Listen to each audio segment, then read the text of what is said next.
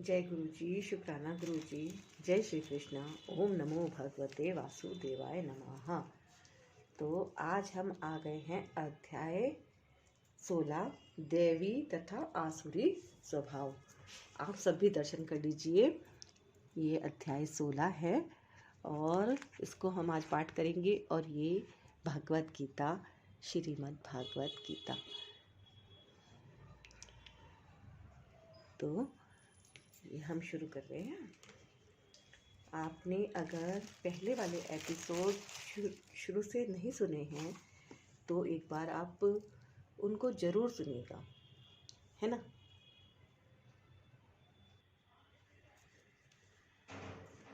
ताकि अच्छे से समझ में आ जाए। आप जरूर शुरू से सुनिएगा। और ये है एपिसोड 27, अध्याय 16, देवी तथा आसुरी स्वभाव। क्या कहते हैं भगवान, सुनिए। भगवान ने कहा, हे भरत पुत्र, निर्भयता, आत्मशुद्धि, आध्यात्मिक ज्ञान का अनुशीलन, दान, आत्मसंयम, यज्ञपरायणता, वेदाध्ययन, तपस्या, सरलता, अहिंसा, सत्यता, क्रोध विहीनता, त्याग, शांति, छिद्रवेषण में अरुचि, समस्त जीवों पर करुणा, लोभ विहीनता, भद्रता, लज्जा, संकल्प, तेज, क्षमा, धैर्य, पवित्रता, ईर्ष्या तथा सम्मान की अभिलाषा से मुक्ति, ये सारे दिव्य गुण हैं जो दैवी प्रकृति में संपन्न देवतुल्य पुरुषों में पाए जाते हैं। तात्पर्य यह है, 15वें अध्याय के प्रारंभ में इस भौतिक जगत रूपी अथत वृक्ष की व्याख्या की गई थी। उससे निकलने वाली अतिरिक्त जड़ों की तुलना जीवों के शुभ तथा अशुभ कर्मों से की गई थी। 9वें अध्याय में भी देवों तथा असुरों का वर्णन हुआ है। अब वैदिक अनुष्ठानों के अनुसार सतोगुण में किए गए सारे कार्य मुक्ति पथ में प्रगति करने के लिए शुभ माने जाते हैं और ऐसे कार्यों को देवी प्रकृति कहा जाता है। जो लोग इस दैवी प्रकृति में स्थित होते हैं वे मुक्ति के पथ पर अग्रसर होते हैं। इसके विपरीत उन लोगों के लिए जो रजो तथा तमोगुण में रहकर कार्य करते हैं, मुक्ति की कोई संभावना नहीं रहती। उन्हें या तो मनुष्य की तरह इसी भौतिक जगत में रहना होता है या फिर वे पशु योनि में या इससे भी निम्न योनियों में अवतरित होते हैं। इस 16वें अध्याय में भगवान दैवी प्रकृति तथा उसके गुणों एवं आसुरी प्रकृति तथा उसके गुणों का समान रूप से वर्णन करते हैं। वे इन गुणों के लाभों तथा हानियों का भी वर्णन करते हैं। दिव्य गुणों या दैवी प्रवृत्तियों से युक्त उत्पन्न व्यक्ति के प्रसंग में प्रयुक्त अभिजात से शब्द बहुत सारगर्भित है। दैवी परिवेश में संतान उत्पन्न करने को वैदिक शास्त्रों में गर्भाधान संस्कार कहा गया है। यदि माता पिता चाहते हैं कि दिव्य गुणों से युक्त संतान उत्पन्न हो तो उन्हें सामाजिक जीवन में मनुष्यों के लिए बताए गए 10 नियमों का पालन करना चाहिए। भगवत गीता में हम पहले ही पढ़ चुके हैं कि अच्छी संतान उत्पन्न करने के निमित्त मैथुन जीवन साक्षात कृष्ण है। मैथुन जीवन ग्रहित नहीं है। यदि इसका कृष्ण भावनामृत में प्रयोग किया जाए तो जो लोग कृष्ण भावनामृत में हैं, कम से कम उन्हें तो कुत्ते बिल्लियों की तरह संतानें उत्पन्न नहीं करनी चाहिए। उन्हें ऐसी संतानें उत्पन्न करनी चाहिए जो जन्म लेने के पश्चात कृष्ण भावित हो सके। कृष्ण भावनामृत में तल्लीन माता पिता से उत्पन्न संतानों को इतना लाभ तो मिलना ही चाहिए। वर्णाश्रम धर्म नामक सामाजिक संस्था जो समाज को सामाजिक जीवन के 4 विभागों एवं काम धंधों अथवा वर्णों के 4 विभागों में विभाजित करती है, मानव समाज को जन्म के अनुसार विभाजित करने के उद्देश्य से नहीं है। ऐसा विभाजन शैक्षिक योग्यताओं के आधार पर किया जाता है। ये विभाजन समाज में शांति तथा संपन्नता बनाए रखने के लिए है। यहाँ पर जिन गुणों का उल्लेख हुआ है उन्हें दिव्य कहा गया है और वे आध्यात्मिक ज्ञान में प्रगति करने वाले व्यक्तियों के निमित्त हैं, जिससे वे भौतिक जगत से मुक्त हो सकें। वर्णाश्रम संस्था में सन्यासी को समस्त सामाजिक वर्णों तथा आश्रमों में प्रधान या गुरु माना जाता है। ब्राह्मण को समाज के 3 वर्णों क्षत्रियों, वैश्यों तथा शूद्रों का गुरु माना जाता है, लेकिन सन्यासी इस संस्था के शीर्ष पर होता है और ब्राह्मणों का भी गुरु माना जाता है। सन्यासी की पहली योग्यता निर्भयता होनी चाहिए, क्योंकि सन्यासी को किसी सहायक के बिना एकाकी रहना होता है। अतएव भगवान की कृपा ही उसका एकमात्र आश्रय होता है। जो यह सोचता है कि सारे संबंध तोड़ लेने के बाद मेरी रक्षा कौन करेगा, तो उसे संन्यास आश्रम स्वीकार नहीं करना चाहिए। उसे यह पूर्ण विश्वास होना चाहिए कि कृष्ण या अंतर्यामी स्वरूप परमात्मा सदैव अंतर में रहते हैं। वे सब कुछ देखते रहते हैं और जानते हैं कि कोई क्या करना चाहता है। इस तरह मनुष्य को दृढ़ विश्वास होना चाहिए कि परमात्मा स्वरूप कृष्ण शरणागत व्यक्ति की रक्षा करेंगे। उसे सोचना चाहिए, मैं कभी अकेला नहीं हूँ, भले ही मैं गहनतम जंगल में क्यों ना रहूं, मेरा साथ कृष्ण देंगे और सब तरह से मेरी रक्षा करेंगे। ऐसा विश्वास अभशम या निर्भयता कहलाता है। संन्यास आश्रम में व्यक्ति की ऐसी मनोदशा आवश्यक है, तब उसे अपने अस्तित्व को शुद्ध करना होता है।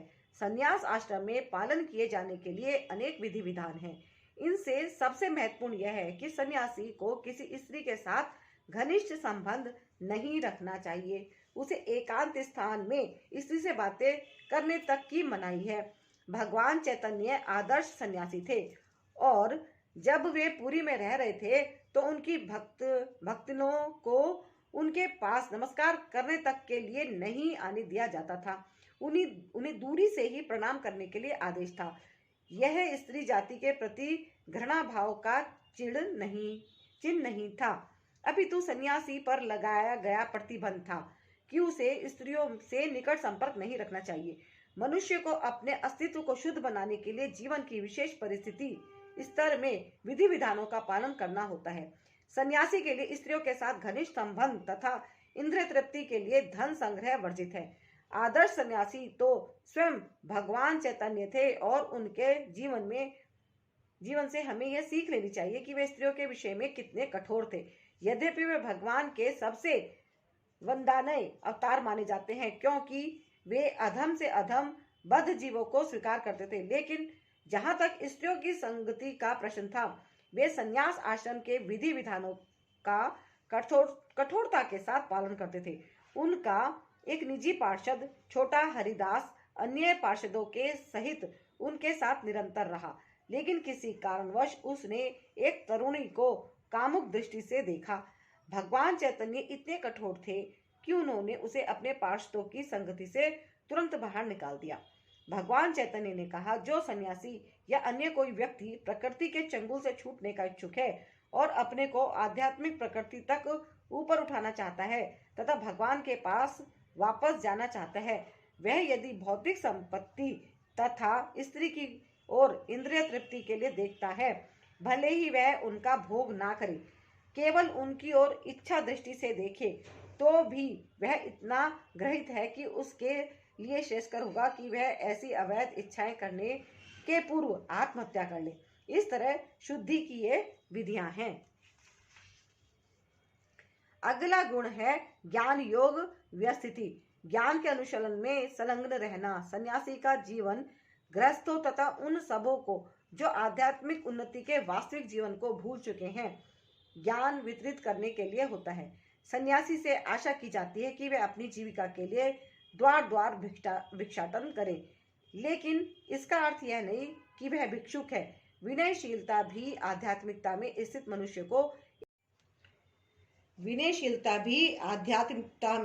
स्थित मनुष्य की एक योग्यता है। सन्यासी मात्र विनयशीलता वश द्वार द्वार जाता है, भिक्षाटन के उद्देश्य से नहीं जाता, अपितु गृहस्थों को दर्शन देने तथा उनमें कृष्ण भावना मृत जगाने के लिए जाता है। यह सन्यासी का कर्तव्य है। यदि वह वास्तव में उन्नत है और उसे गुरु का आदेश प्राप्त है तो उसे तर्क तथा ज्ञान द्वारा कृष्ण भावनामृत का उपदेश करना चाहिए, और यदि वह इतना उन्नत नहीं है तो उसे संन्यास आश्रम ग्रहण नहीं करना चाहिए। लेकिन यदि किसी ने पर्याप्त ज्ञान के बिना ही संन्यास आश्रम स्वीकार कर लिया है तो उसे ज्ञान अनुशीलन के लिए प्रामाणिक गुरु से श्रवण में रत होना चाहिए। सन्यासी को निर्भीक होना चाहिए। उसे सत्व संशुद्धि तथा ज्ञान योग में स्थित होना चाहिए। अगला गुण दान है। दान गृहस्थों के लिए है। गृहस्थों को चाहिए कि वे निष्कपटता से जीवन यापन करना सीखें और कमाई का 50% विश्व भर में कृष्ण भावनामृत के प्रचार में खर्च करें। इस प्रकार से गृहस्थ को चाहिए कि ऐसे कार्य में लगे संस्थान समितियों को दान दे। दान योग्य पात्र को दिया जाना चाहिए, जैसा आगे वर्णन किया जाएगा। दान भी कई तरह का होता है, यथा सतोगुण, रजोगुण तथा तमोगुण में दिया गया दान। सतोगुण में दिए जाने वाले दान की संस्तुति शास्त्रों ने की है, लेकिन रजो तथा तमोगुणों में दिए गए दान की संस्तुति नहीं है, क्योंकि यह धन का अपव्यय मात्र है। संसार भर में कृष्ण भावनामृत के प्रसार हेतु ही दान दिया जाना चाहिए। ऐसा दान सतोगुणी होता है। जहाँ तक दम आत्म संयम का प्रश्न है, यह धार्मिक समाज के अन्य आश्रमों के लिए ही नहीं है, अपितु गृहस्थ के लिए विशेष रूप से है। यद्यपि उसके पत्नी होती है, लेकिन उसे चाहिए कि व्यर्थ ही अपनी इंद्रियों को विषय भोग की ओर ना मोड़े। गृहस्थों पर भी मैथुन जीवन के लिए प्रतिबंध है और इसका उपयोग केवल संतानोत्पत्ति के लिए किया जाना चाहिए। यदि वह संतान नहीं चाहता तो उसे अपनी पत्नी के साथ विषय भोग में लिप्त नहीं होना चाहिए। आधुनिक समाज मैथुन जीवन का भोग करने के लिए निरोध विधियों का या अन्य घृणित विधियों का उपयोग करता है, जिससे संतान का उत्तरदायित्व न उठाना पड़े। यह दिव्य गुण नहीं, अपितु आसुरी गुण है। यदि कोई व्यक्ति, चाहे वह गृहस्थ ही क्यों न हो, आध्यात्मिक जीवन में प्रगति करना चाहता है तो उसे अपने मैथुन जीवन पर संयम रखना होगा और उसे ऐसी संतान नहीं उत्पन्न करनी चाहिए जो कृष्ण की सेवा में काम ना आए। यदि वह ऐसी संतान उत्पन्न करता है जो कृष्ण भावना भावित हो सके तो वह सैकड़ों संतानें उत्पन्न कर सकता है, लेकिन ऐसी क्षमता के बिना किसी को इंद्रिय सुख के लिए काम भोग में लिप्त नहीं होना चाहिए। गृहस्थों को यज्ञ भी करना चाहिए, क्योंकि यज्ञ के लिए पर्याप्त धन चाहिए। ब्रह्मचार्य, वानप्रस्थ तथा संन्यास आश्रम वालों के पास धन नहीं होता, वे तो भिक्षाटन करके जीवित रहते हैं। अतएव विभिन्न प्रकार के यज्ञों गृहस्थों के दायित्व हैं।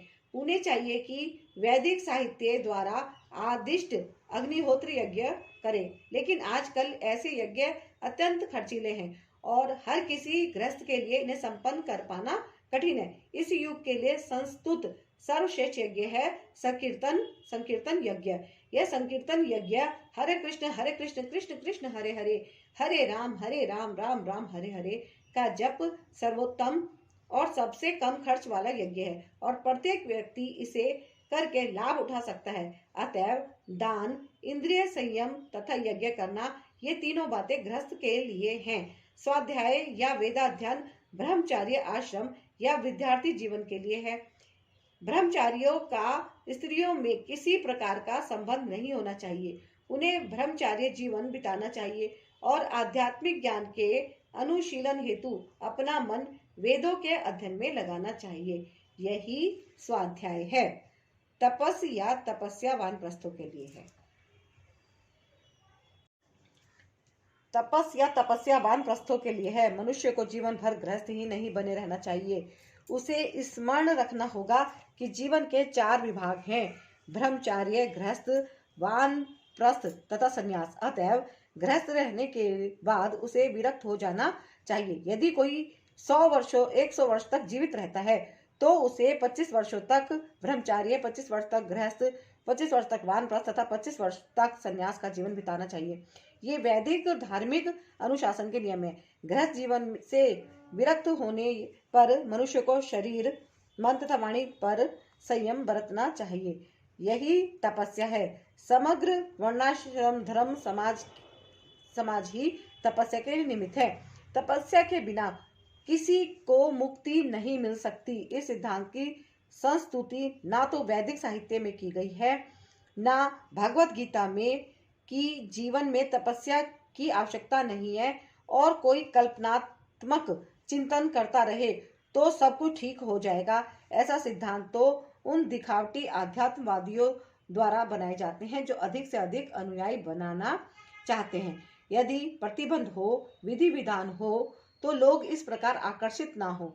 अतएव जो लोग धर्म के नाम पर अनुयायी चाहते हैं वे केवल दिखावा करते हैं। वे अपने विद्यार्थियों के जीवनों पर कोई प्रतिबंध नहीं लगाते और ना ही अपने जीवन पर। लेकिन वेदों में ऐसी विधि को स्वीकृति प्रदान नहीं की गई। जहां तक ब्राह्मणों की सरलता का संबंध है, इसका पालन न केवल किसी एक आश्रम में किया जाना चाहिए अपितु चारों आश्रमों के प्रत्येक सदस्य को करना चाहिए, चाहे वे ब्रह्मचार्य, गृहस्थ, वानप्रस्थ तथा संन्यास आश्रम में हो। मनुष्य को अत्यंत सरल तथा सीधा होना चाहिए। अहिंसा का अर्थ है किसी जीव के प्रगतिशील जीवन को ना रोकना। किसी को यह नहीं सोचना चाहिए कि चूंकि शरीर के वध किए जाने के बाद भी आत्मा स्फुलिंग नहीं मरता, इसलिए इंद्रिय तृप्ति के लिए पशु वध करने में कोई हानि नहीं है।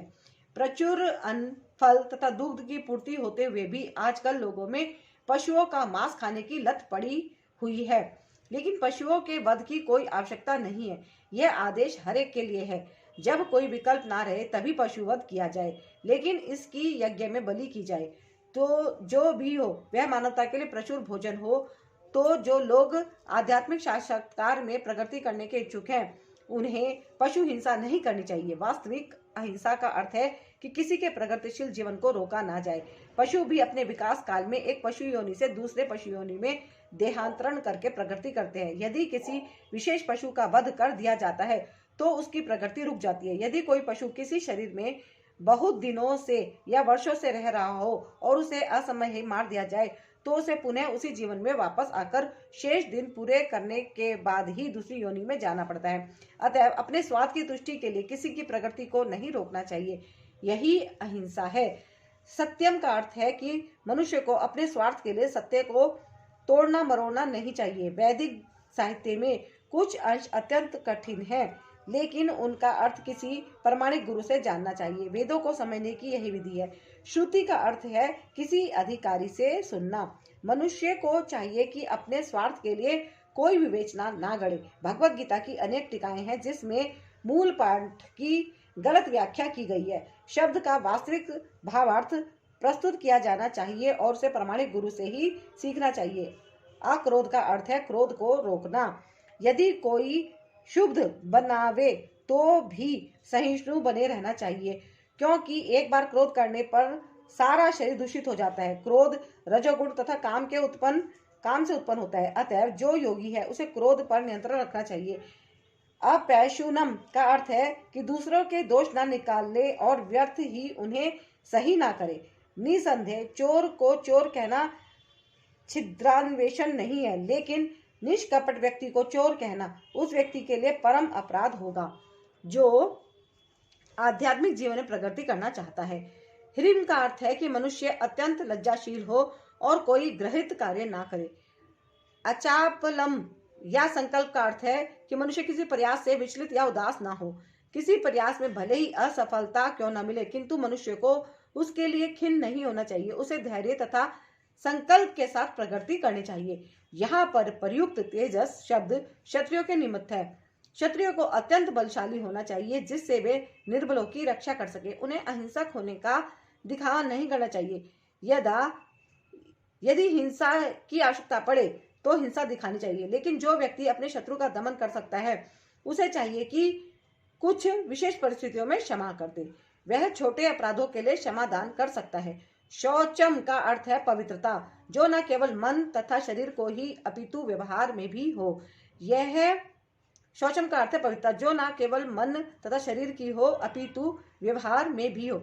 यह विशेष रूप से वाणिक वर्ग के लिए है। उन्हें चाहिए कि वे काला बाजारी ना करें।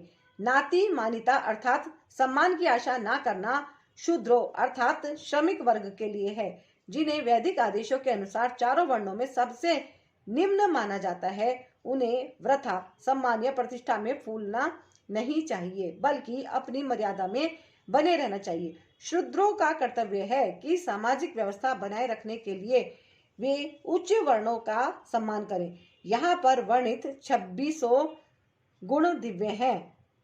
वर्णाश्रम धर्म के अनुसार इनका आचरण होना चाहिए। सारांश यह है कि भले ही भौतिक परिस्थितियां शोचनीय हों, यदि सभी वर्णों के लोग इन गुणों का अभ्यास करें तो वे क्रमशः आध्यात्मिक अनुभूति के सर्वोच्च पद तक उठ सकते हैं। हे प्रथा पुत्र, दंभ, दर्प, अभिमान, क्रोध, कठोरता तथा अज्ञान ये आसुरी स्वभाव वालों के गुण हैं। तात्पर्य यह है, इस श्लोक में नरक के राजमार्ग का वर्णन है। आसुरी स्वभाव वाले लोग धर्म तथा आत्मविद्या की प्रकृति का आडंबर रचना चाहते हैं, भले ही वे उनके सिद्धांतों का पालन ना करते हों। वे सदैव किसी शिक्षा या प्रचुर संपत्ति का अधिकारी होने का दर्प करते हैं। वे चाहते हैं कि अन्य लोग उनकी पूजा करें और सम्मान दिखलाएं, भले ही वे सम्मान के योग्य ना हो। वे छोटी छोटी बातों पर क्रुद्ध हो जाते हैं, खरी खोटी सुनाते हैं और नम्रता से नहीं बोलते। वे यह नहीं जानते कि क्या करना चाहिए और क्या नहीं करना चाहिए। वे अपनी इच्छा अनुसार सनकवश सारे कार्य करते हैं। वे किसी प्रमाण को नहीं मानते। वे ये आसुरी गुण तभी से प्राप्त करते हैं जब वे अपनी माताओं के गर्भ में होते हैं, और ज्यों वे बढ़ते हैं त्यों त्यों वे अशुभ गुण प्रकट होते हैं। दिव्य गुण मोक्ष के लिए अनुकूल हैं और आसुरी गुण बंधन दिलाने के लिए हैं। हे पांडुपुत्र, तुम चिंता मत करो, क्योंकि तुम दैवी गुणों से युक्त होकर जन्मे हो। तात्पर्य यह है, भगवान कृष्ण अर्जुन को यह कहकर प्रोत्साहित करते हैं कि वे आसुरी गुणों के साथ नहीं जन्मा है। युद्ध में उसका सम्मिलित होना आसुरी नहीं है, क्योंकि वह उसके गुण दोषों पर विचार कर रहा था। वह यह विचार कर रहा था कि भीष्म तथा द्रोण जैसे प्रतिष्ठित महापुरुषों का वध किया जाए या नहीं। अतः वह ना तो क्रोध के वशीभूत होकर कार्य कर रहा था, ना झूठी प्रतिष्ठा या निष्ठुरता के अधीन होकर। अतः वह आसुरी स्वभाव का नहीं था। क्षत्रियों के लिए शत्रु पर बाण बरसाना दिव्य माना जाता है और ऐसा कर्तव्य से विमुख होना आसुरी। अतएव अर्जुन के लिए शोक संताप करने का कोई कारण न था। जो कोई भी जीवन के विभिन्न आश्रमों के विधानों का पालन करता है, वह दिव्य पद पर स्थित होता है। हे प्रथापुत्र, इस संसार में सृजित प्राणी दो प्रकार के हैं, दैवी तथा आसुरी। मैं पहले ही विस्तार से तुम्हें दैवी गुण बतला चुका हूँ। अब मुझसे आसुरी गुणों के विषय में सुनो। तात्पर्य यह है, अर्जुन को यह कहकर कि वह दैवी गुणों से संपन्न होकर जन्मा है, भगवान कृष्ण अब उसे आसुरी गुण बताते हैं। इस संसार में बद्ध जीव दो श्रेणियों में बटे हुए हैं। जो जीव दिव्य गुणों से संपन्न होते हैं वे नियमित जीवन बिताते हैं, अर्थात वे शास्त्रों तथा विद्वानों द्वारा बताए गए आदेशों का निर्वाह करते हैं। मनुष्य को चाहिए कि प्रामाणिक शास्त्रों के अनुसार ही कर्तव्य निभाए। यह प्रकृति दैवी कहलाती है। जो शास्त्र विहित विद्वानों को नहीं मानता और अपनी सनक के अनुसार कार्य करता रहता है, वे आसुरी कहलाता है। शास्त्र के विधि विधानों के प्रति आज्ञा भाव ही एकमात्र कसौटी है, अन्य नहीं। वैदिक साहित्य में उल्लेख है कि देवता तथा असुर दोनों ही प्रजाति से उत्पन्न हुए। अंतर इतना है कि एक श्रेणी के लोग वैदिक आदेशों को मानते और दूसरे नहीं मानते। जो आसुरी हैं वे ये नहीं जानते कि क्या करना चाहिए और क्या नहीं करना चाहिए। उनमें ना तो पवित्रता, ना उचित आचरण और ना ही सत्य पाया जाता है। तात्पर्य यह है, प्रत्येक सभ्य मानव समाज में कुछ आचार संहिताएं होती हैं जिनका प्रारंभ से पालन करना होता है। विशेषतया आर्यगण जो वैदिक सभ्यता को मानते हैं और अत्यंत सभ्य माने जाते हैं, इनका पालन करते हैं, किंतु जो शास्त्रीय आदेशों को नहीं मानते वे असुर समझे जाते हैं। इसलिए यहाँ पर कहा गया है कि असुरगण ना तो शास्त्रीय नियमों को जानते हैं, ना उनमें इनके पालन करने की प्रवृत्ति पाई जाती है। उनमें से अधिकांश इन नियमों को नहीं जानते, और जो थोड़े से लोग जानते भी हैं उनमें इनके पालन करने की प्रवृत्ति नहीं होती। उन्हें ना तो वैदिक आदेशों में कोई श्रद्धा होती है, ना ही वे उसके अनुसार कार्य करने के इच्छुक होते हैं। असुरगण ना तो बाहर से ना भीतर से स्वच्छ होते हैं। मनुष्य को चाहिए कि स्नान करके, दंत मंजन करके, बाल बनाकर, वस्त्र बदलकर शरीर को स्वच्छ रखे। जहां तक आंतरिक स्वच्छता की बात है, मनुष्य को चाहिए कि वह सदैव ईश्वर के पवित्र नामों का स्मरण करे और हरे कृष्ण महामंत्र का कीर्तन करे। असुर गण बाहरी तथा आंतरिक स्वच्छता के इन नियमों को ना तो चाहते हैं, ना इनका पालन ही करते हैं। जहां तक आचरण की बात है, मानव आचरण का मार्गदर्शन करने वाले अनेक विधि विधान है। जैसे मनु संहिता, जो मानव जाति का अधिनियम है। यहाँ तक कि आज भी सारे हिंदू मनु संहिता का ही अनुगमन करते हैं। इसी पंथ से उत्तराधिकार तथा अन्य विधि संबंधी बातें ग्रहण की जाती हैं। मनु संहिता में स्पष्ट कहा गया है कि स्त्री को स्वतंत्रता ना प्रदान की जाए। इसका अर्थ यह नहीं होता कि स्त्रियों को दासी बनाकर रखा जाए। वे तो बालकों के समान हैं, बालकों को स्वतंत्रता नहीं दी जाती। लेकिन इसका यह अर्थ नहीं है कि वे दास बनकर रखे जाते हैं। लेकिन असुरों ने ऐसे आदेशों की उपेक्षा कर दी है और वे सोचने लगे हैं कि स्त्रियों को पुरुषों के समान ही स्वतंत्रता प्रदान की जाए। लेकिन इससे संसार की सामाजिक स्थिति में सुधार नहीं हुआ। वास्तव में स्त्री को जीवन की प्रत्येक अवस्था में सुरक्षा प्रदान की जानी चाहिए। उसके बाल्यकाल में पिता द्वारा संरक्षण प्रदान किया जाना चाहिए, तरुणाई में पति द्वारा और बुढ़ापे में बड़े पुत्रों द्वारा। मनु संहिता के अनुसार यही उचित सामाजिक आचरण है। लेकिन आधुनिक शिक्षा ने नारी जीवन का एक अतिरंजित अहंकारपूर्ण बोध उत्पन्न कर दिया है। अतएव अब विवाह एक कल्पना बन चुका है। स्त्री की नैतिक स्थिति भी अब बहुत अच्छी नहीं रह गई है। अतएव असुरगण कोई ऐसा उपदेश ग्रहण नहीं करते जो समाज के लिए अच्छा हो, क्योंकि वे महर्षियों के अनुभवों तथा उनके द्वारा निर्धारित विधि विधानों का पालन नहीं करते। अतएव आसुरी लोगों की सामाजिक स्थिति अत्यंत शोचनीय है। वे कहते हैं कि यह जगत मिथ्या है, इसका कोई आधार नहीं है और इसका नियमन किसी ईश्वर द्वारा नहीं होता। उनका कहना है कि यह कामेच्छा से उत्पन्न होता है और काम के अतिरिक्त कोई अन्य कारण नहीं है। तात्पर्य यह है, असुरी लोग यह निष्कर्ष निकालते हैं कि यह जगत माया जाल है। इसका ना कोई कारण है, ना कार्य, ना नियामक, ना कोई प्रयोजन। हर वस्तु मिथ्या है। उनका कहना है कि यह दृश्य जगत आकस्मिक भौतिक क्रियाओं तथा प्रतिक्रियाओं के कारण है। वे यह नहीं सोचते कि ईश्वर ने किसी प्रयोजन से इस संसार की रचना की है। उनका अपना सिद्धांत है कि यह संसार अपने आप उत्पन्न हुआ है और यह विश्वास करने का कोई कारण नहीं कि उसके पीछे किसी ईश्वर का हाथ है। उनके लिए आत्मा तथा पदार्थ में कोई अंतर नहीं होता और वे परम आत्मा को स्वीकार नहीं करते। उनके लिए हर वस्तु पदार्थ मात्र है और यह पूरा जगत मानो अज्ञान का पिंड हो।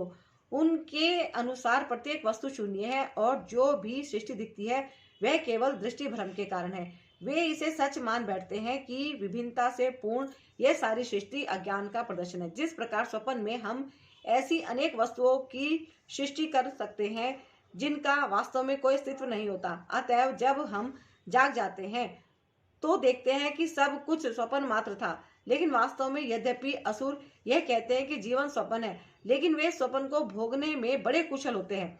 अतएव वे ज्ञानार्जन करने के बजाय अपने स्वप्न लोक में अधिकाधिक उलझ जाते हैं। उनकी मान्यता है कि जिस प्रकार शिशु केवल स्त्री पुरुष के संभोग का फल है, उसी तरह यह संसार बिना किसी आत्मा के उत्पन्न हुआ है। उनके लिए यह पदार्थ का संयोग मात्र है जिसने जीवों को उत्पन्न किया। अतएव आत्मा के अस्तित्व का प्रश्न ही नहीं उठता। जिस प्रकार अनेक जीवित प्राणी आकारण पसीने ही से स्वदेज तथा मृत शरीर से उत्पन्न हो जाते हैं, उसी प्रकार यह सारा जीवित संसार दृश्य जगत के भौतिक संयोगों से प्रकट हुआ है। अतः प्रकृति ही इस संसार की कारण स्वरूप है, इसका कोई अन्य कारण नहीं है। वे भगवत गीता में कहे गए कृष्ण के इन वचनों को नहीं मानते। सारा भौतिक जगत मेरे ही निर्देश के अंतर्गत गतिशील है।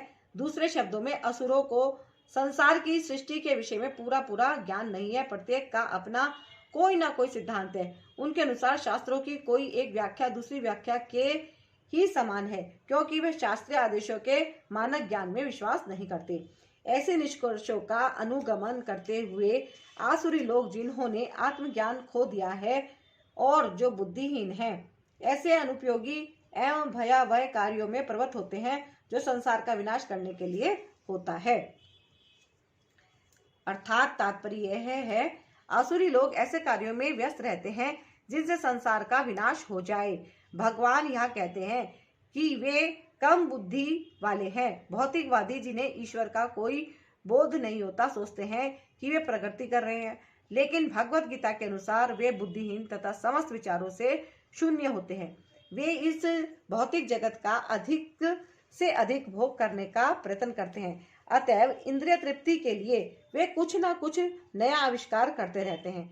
ऐसे भौतिक आविष्कारों को मानव सभ्यता का विकास माना जाता है, लेकिन इसका दुष्परिणाम यह होता है कि लोग अधिकाधिक हिंसक तथा क्रूर होते जाते हैं।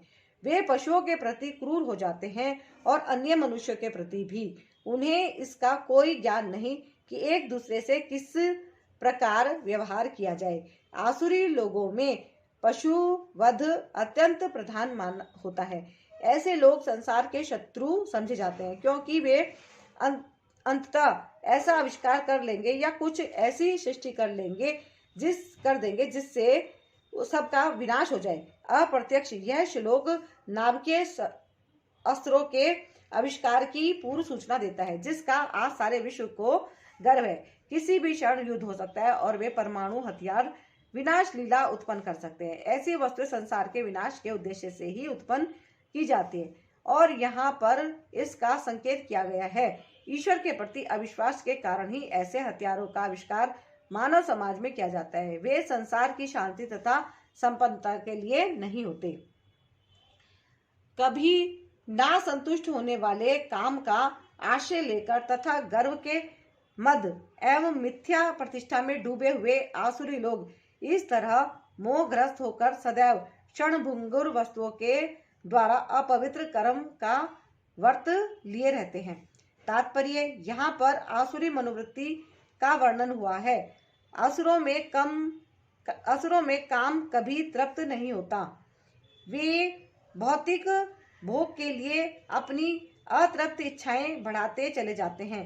यद्यपि वे क्षणभंगुर वस्तुओं को स्वीकार करने के कारण सदैव चिंता मग्न रहते हैं, तो भी वे मोहवश ऐसे कार्य करते हैं, उन्हें कोई ज्ञान नहीं होता। अतः वे यह नहीं कह पाते कि वे गलत दिशा में जा रहे हैं। क्षणभंगुर वस्तुओं को स्वीकार करने के कारण वे अपना निजी ईश्वर निर्माण कर देते हैं, अपने निजी मंत्र बना लेते हैं और तदनुसार कीर्तन करते हैं।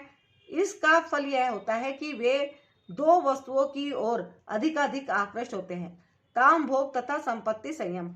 इस प्रसंग में अशुचि व्रत शब्द अत्यंत महत्वपूर्ण है, जिसका अर्थ है अपवित्र व्रत। ऐसे आसुरी लोग मध्य स्त्रियों, धूर्त कीड़ा तथा मांसाहार के प्रति आसक्त होते हैं। ये ही उनकी अशुचि अर्थात अपवित्र गंदी आते हैं। दर्प तथा अहंकार से प्रेरित होकर वे ऐसी धार्मिक सिद्धांत बनाते हैं जिनकी अनुमति वैदिक आदेश नहीं देते। यद्यपि ऐसी आसुरी लोग अत्यंत निंदनीय होते हैं, लेकिन संसार में कृत्रिम साधनों से ऐसे लोगों का झूठा सम्मान किया जाता है। यद्यपि वे नरक की ओर बढ़ते रहते हैं, लेकिन वे अपने को बहुत बड़ा मानते हैं। उनका विश्वास है कि इंद्रियों की तुष्टि ही मानव सभ्यता की मूल आवश्यकता है। इस प्रकार मरण काल तक उनको अपार चिंता होती रहती है। वे लाखों इच्छाओं के जाल में बंधकर तथा काम और क्रोध में लीन होकर इंद्रिय तृप्ति के लिए अवैध ढंग से धन संग्रह करते हैं। तात्पर्य यह है, आसुरी लोग मानते हैं कि इंद्रियों का भोगी जीवन का चरम लक्ष्य है और वे आमरण इसी विचारधारा को धारण के रहते हैं। वे मृत्यु के बाद जीवन में विश्वास नहीं करते। वे यह नहीं मानते कि मनुष्य को इस जगत में अपने कर्म के अनुसार विविध प्रकार के शरीर धारण करने पड़ते हैं। जीवन के लिए उनकी योजनाओं का अंत नहीं होता और वे एक के बाद एक योजना बनाते रहते हैं जो कभी समाप्त नहीं होती। हमें ऐसे एक व्यक्ति की ऐसी आसुरी मनोवृत्ति का निजी अनुभव है जो मरण काल तक अपने वैद्य से अनुनय विनय करता रहा कि वह किसी तरह उसके जीवन की अवधि 4 वर्ष बढ़ा दे, क्योंकि उसकी योजनाएं तब भी अधूरी थी। ऐसे मूर्ख लोग यह नहीं जानते कि वैद्य क्षण भर भी जीवन को नहीं बढ़ा सकता। जब मृत्यु का बुलावा आ जाता है तो मनुष्य की इच्छा पर ध्यान नहीं दिया जाता। प्रकृति के नियम किसी को निश्चित अवधि के आगे क्षण भर भी भोग करने की अनुमति प्रदान नहीं करते। आसुरी मनुष्य जो ईश्वर या अपने अंतर में स्थित परमात्मा में श्रद्धा नहीं रखता, केवल इंद्र तृप्ति के लिए सभी प्रकार के पाप कर्म करता रहता है। वह नहीं जानता कि उसके हृदय के भीतर एक साक्षी बैठा है। परमात्मा प्रत्येक जीवात्मा के कार्यों को देखता रहता है। जैसा कि उपनिषदों में कहा गया है कि एक वृक्ष में 2 पक्षी बैठे हैं। एक पक्षी कर्म करता हुआ टहनियों में लगे सुख दुख रूपी फलों को भोग रहा है और दूसरा उसका साक्षी है। लेकिन आसुरी मनुष्य को ना तो वैदिक शास्त्र का ज्ञान है, ना कोई श्रद्धा, अतः वह इंद्रिय भोग के लिए कुछ भी करने के लिए अपने को स्वतंत्र मानता है। उसे परिणाम की परवाह नहीं रहती। आसुरी व्यक्ति सोचता है, आज मेरे पास इतना धन है और अपनी योजनाओं से मैं और अधिक धन कमाऊंगा। इस समय मेरे पास इतना है, किंतु भविष्य में यह बढ़कर और अधिक हो जाएगा। वह मेरा शत्रु है और मैंने उसे मार दिया है और मेरे अन्य शत्रु भी मार दिए जाएंगे। मैं सभी वस्तुओं का स्वामी हूँ, मैं भोगता हूँ, मैं सिद्ध हूँ, शक्तिमान तथा सुखी हूँ, मैं सबसे धनी व्यक्ति हूँ और मेरे आसपास मेरे कुलीन संबंधी हैं। कोई अन्य मेरे समान शक्तिमान तथा सुखी नहीं है।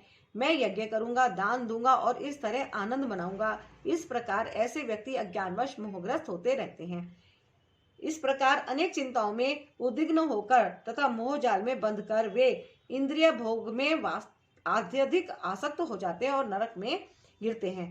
तात्पर्य यह है, आसुरी व्यक्ति धन अर्जित करने की इच्छा की कोई सीमा नहीं जानता। उसकी इच्छा असीम बनी रहती है। वह केवल यही सोचता रहता है कि उसके पास इस समय कितनी संपत्ति है और ऐसी योजना बनाता है कि संपत्ति का संग्रह बढ़ता ही जाए। इसलिए वह किसी भी पापपूर्ण साधन को अपनाने में झिझकता नहीं है और अवैध तृप्ति के लिए काला बाजारी करता है। वह पहले से अपनी अधिकृत संपत्ति तथा यथा भूमि, परिवार, घर तथा बैंक पूंजी पर मुग्ध रहता है और उनमें वृद्धि के लिए सदैव योजनाएं बनाता रहता है।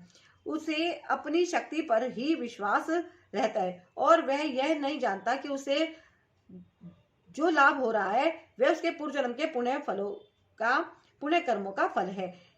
उसे ऐसी वस्तुओं का संचय करने का अवसर इसलिए मिला है, लेकिन उसे पूर्व जन्म के कारणों का कोई बोध नहीं होता। वह यही सोचता है कि उसकी सारी संपत्ति उसके निजी उद्योग में है। आसुरी व्यक्ति अपने बाहुबल पर विश्वास करता है, कर्म के नियम पर नहीं। कर्म नियम के अनुसार पूर्व जन्म में उत्तम कर्म करने के फलस्वरूप मनुष्य उच्च कुल में जन्म लेता है, या धनवान बनता है, या सुनिश्चित बनता है, या बहुत सुंदर शरीर प्राप्त करता है।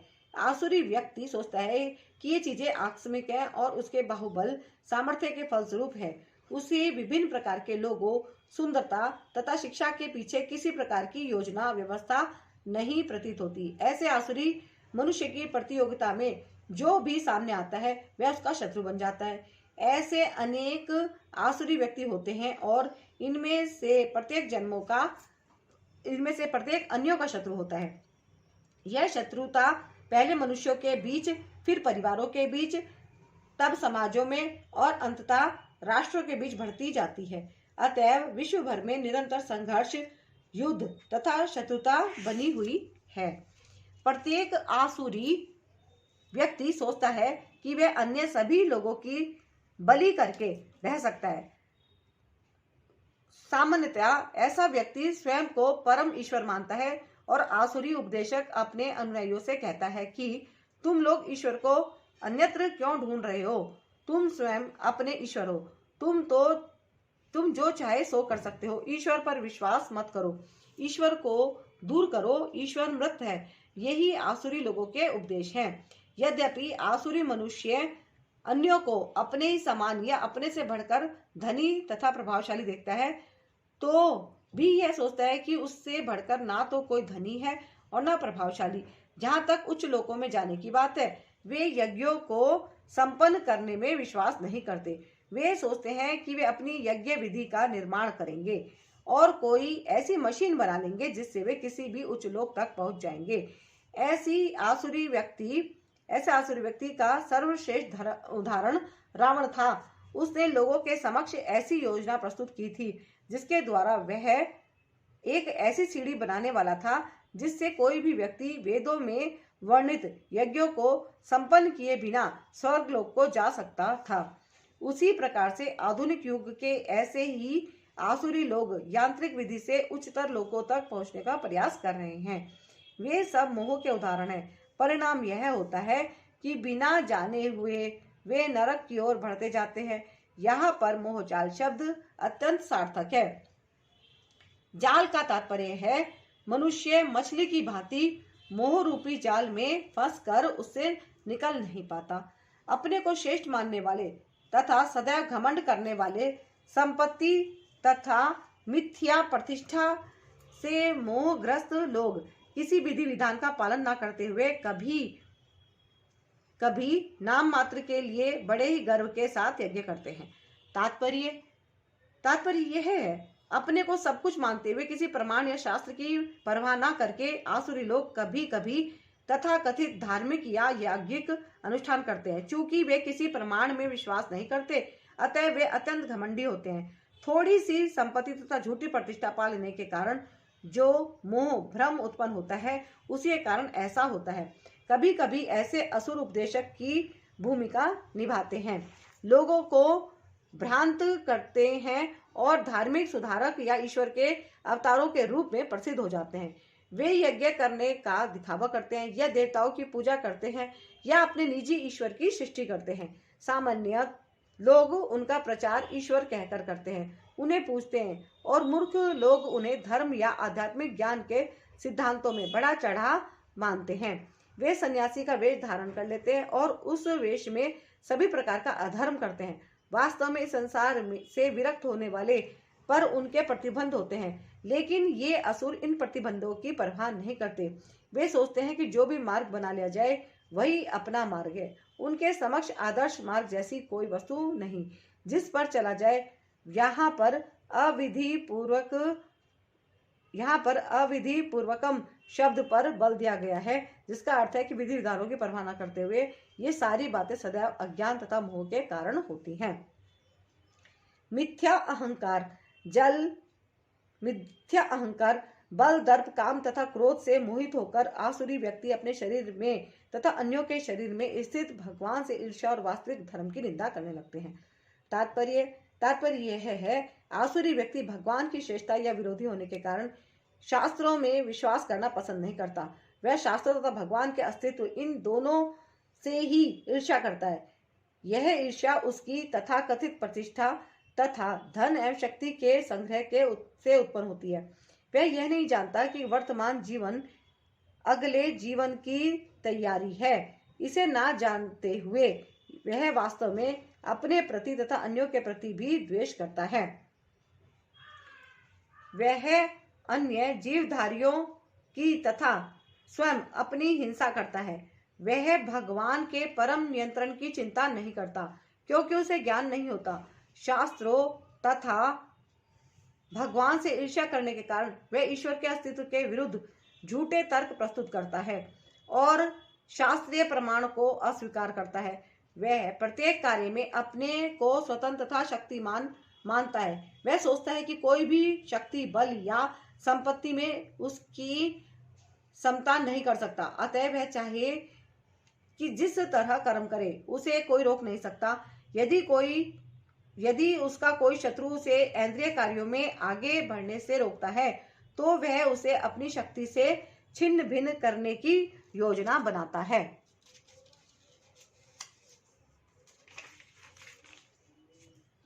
जो लोग ईर्ष्यालु तथा क्रूर और नराधम हैं, उन्हें मैं निरंतर विभिन्न आसुरी योनियों में भव सागर में डालता हूँ।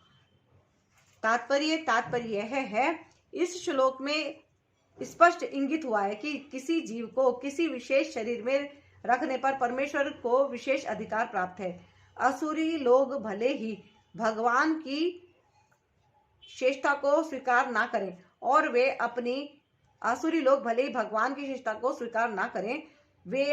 अपनी निजी सनकों के अनुसार कर्म करें, लेकिन उनका अगला जन्म भगवान के निर्णय पर निर्भर करेगा, उन पर नहीं। श्रीमद् भगवान के तृतीय स्कंध में कहा गया है कि मृत्यु के बाद जीव को माता के गर्भ में रखा जाता है, जहाँ उच्च शक्ति के निरीक्षण में उसे विशेष प्रकार का शरीर प्राप्त होता है। यही कारण है कि संसार में जीवों की इतनी योनियां प्राप्त हुई हैं। यथा पशु, कीट, मनुष्य आदि ये सब परमेश्वर द्वारा व्यवस्थित हैं। ये अकस्मात नहीं आई। जहाँ तक असुरों की बात है, यहाँ यह स्पष्ट कहा गया है कि वे असुरों के गर्भ में निरंतर रखे जाते हैं। इस प्रकार वे ईर्ष्यालु बने रहते हैं और मानवों में अधम हैं। ऐसे आसुरी योनि वाले मनुष्य सदैव काम से पूरित रहते हैं, सदैव उग्र, घृणास्पद तथा अपवित्र होते हैं। जंगलों के अनेक शिकारी मनुष्य आसुरी योनि से संबंधित माने जाते हैं। हे कुंती पुत्र, ऐसे व्यक्ति आसुरी योनि में बारंबार जन्म ग्रहण करते हुए कभी भी मुझ तक नहीं पहुंच पाते। वे धीरे धीरे अत्यंत अधम गति को प्राप्त होते हैं। तात्पर्य यह विख्यात है कि ईश्वर अत्यंत दयालु है, लेकिन यहाँ पर हम देखते हैं कि वे असुरों पर कभी भी दया नहीं करते। यहाँ स्पष्ट कहा गया है कि आसुरी लोगों को जन्म जन्मांतर तक उनके समान असुरों के गर्भ में रखा जाता है और ईश्वर की कृपा प्राप्त न होने से उनका अधपतन होता रहता है, जिससे अंत में उन्हें कुत्तों, बिल्लियों तथा शुक्रों जैसे शरीर मिलता है। यहाँ यह स्पष्ट किया गया है कि ऐसे असुर जीवन को की किसी भी अव्यवस्था में ईश्वर की कृपा के भाजन नहीं होते।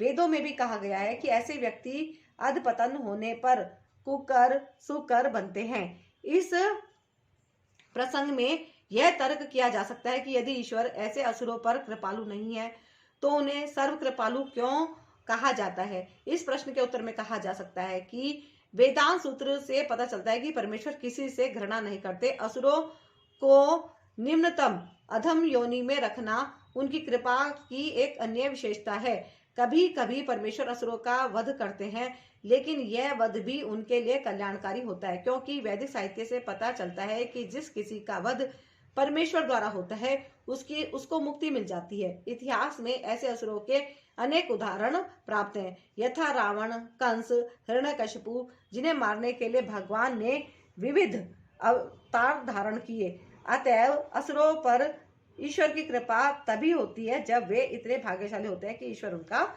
वध करें।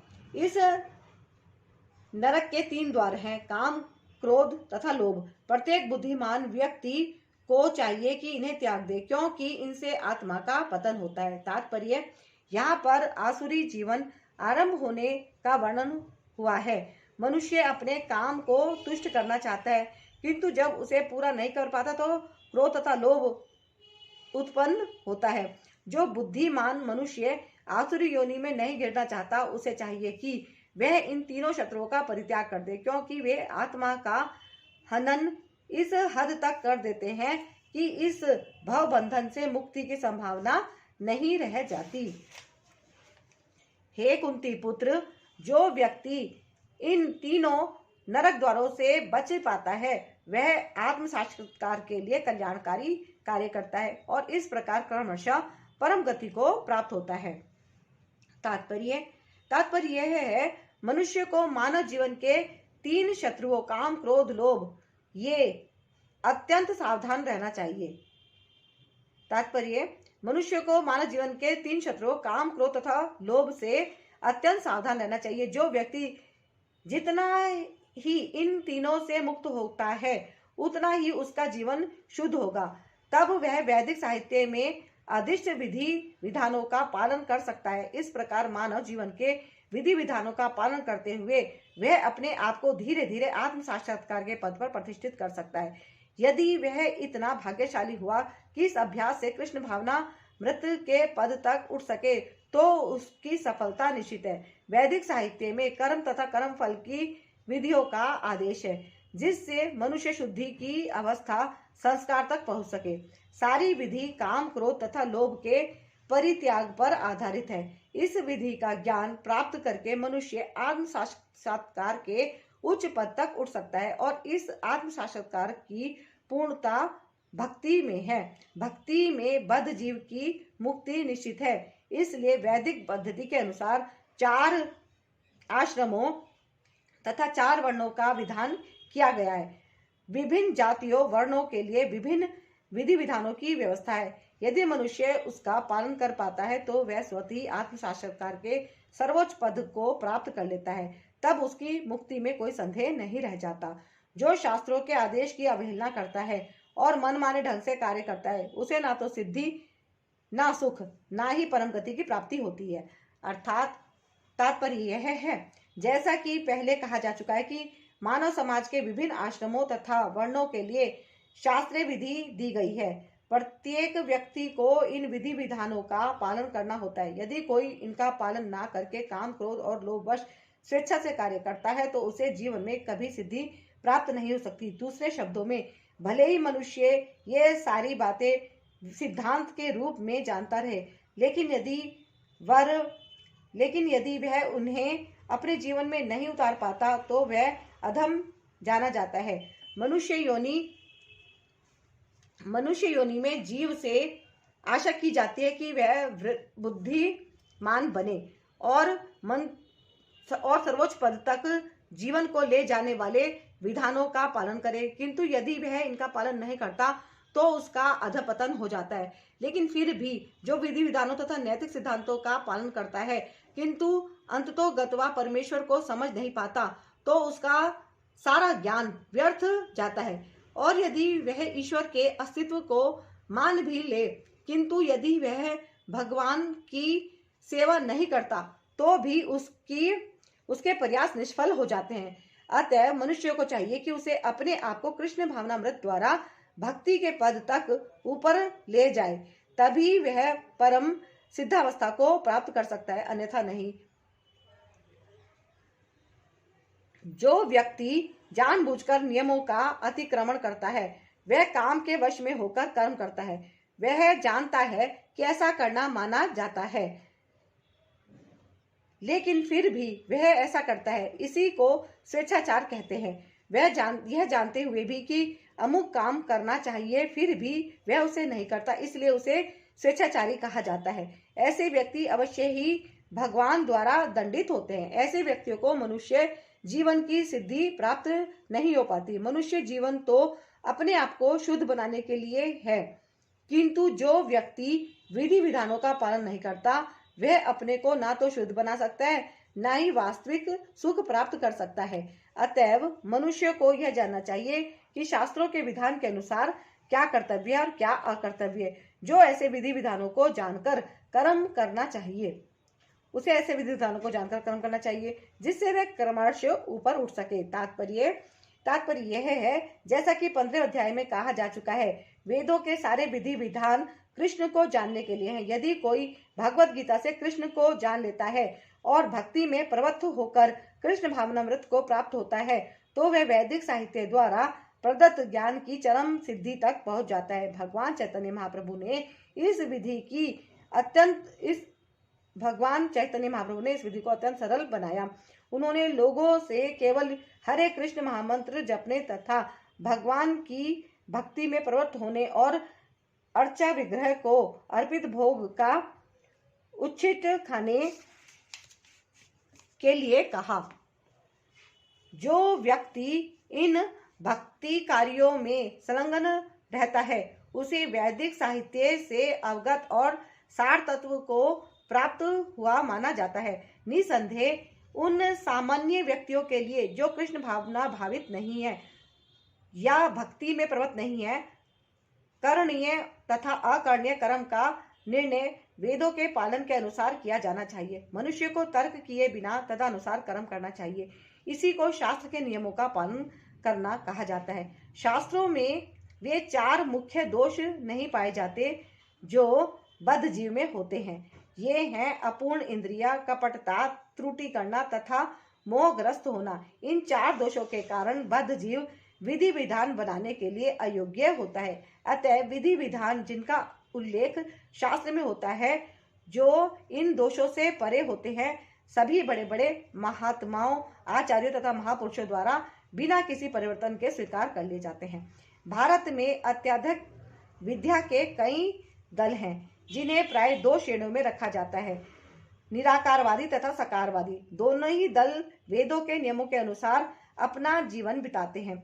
शास्त्रों के नियमों का पालन किए बिना कोई सिद्धि प्राप्त नहीं कर सकता। अतएव जो शास्त्रों के तात्पर्य को वास्तव में समझता है, वह भाग्यशाली माना जाता है। मानव समाज में समस्त पतनों का मुख्य कारण भगवत विद्या के नियमों के प्रति द्वेष है। यह मानव जीवन का सर्वोच्च अपराध है। अतः भगवान की भौतिक शक्ति अर्थात माया त्रैतापों के रूप में हमें सदैव कष्ट देती रहती है। यह भौतिक शक्ति प्रकृति के 3 गुणों से बनी है। इसके पूर्व की भगवान के ज्ञान का मार्ग खुले, मनुष्य को कम से कम सतोगुण तक ऊपर उठना होता है। सतोगुण तक उठे बिना वह तमो तथा रजोगुण में रहता है, जो आसुरी जीवन के कारण स्वरूप है। रजो तथा तमोगुणी व्यक्ति शास्त्रों, पवित्र मनुष्यों तथा भगवान के समुचित ज्ञान की खिल्ली उड़ाते हैं। वे गुरु के आदेशों का उल्लंघन करते हैं और शास्त्रों के विधानों की परवाह नहीं करते।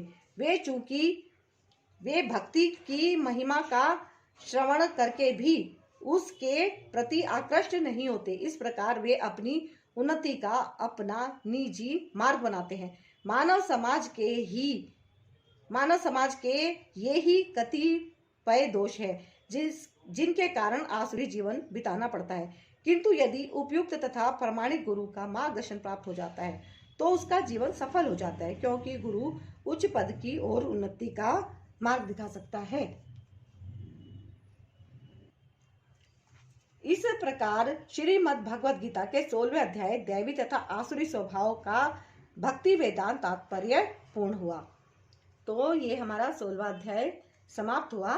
नेक्स्ट हम पाठ करेंगे अध्याय 17 श्रद्धा के विभाग नेक्स्ट एपिसोड में। तो आप लोगों ने सुना दैवी गुण और आसुरी गुण में क्या अंतर होता है ना। तो आशा करती हूँ आपको ये वीडियो अच्छा लगा होगा। गीता का ज्ञान 16वां अध्याय का पाठ किया है, और वीडियो को आप ज़्यादा से ज़्यादा शेयर कीजिए ताकि ये गीता का ज्ञान ज़्यादा से ज़्यादा लोगों तक पहुँचे, सब लोग ज़्यादा से ज़्यादा सुने। गुरुजी ब्लेसिंग कल्याण गीता चैनल को आप ज़रूर सब्सक्राइब कीजिए अगर अभी आपने नहीं किया है तो। और अब मैं आपसे लेती हूँ विदा। नेक्स्ट एपिसोड में दोबारा मिलूंगी आपसे। तब तक के लिए जय गुरुजी, जय श्री कृष्णा।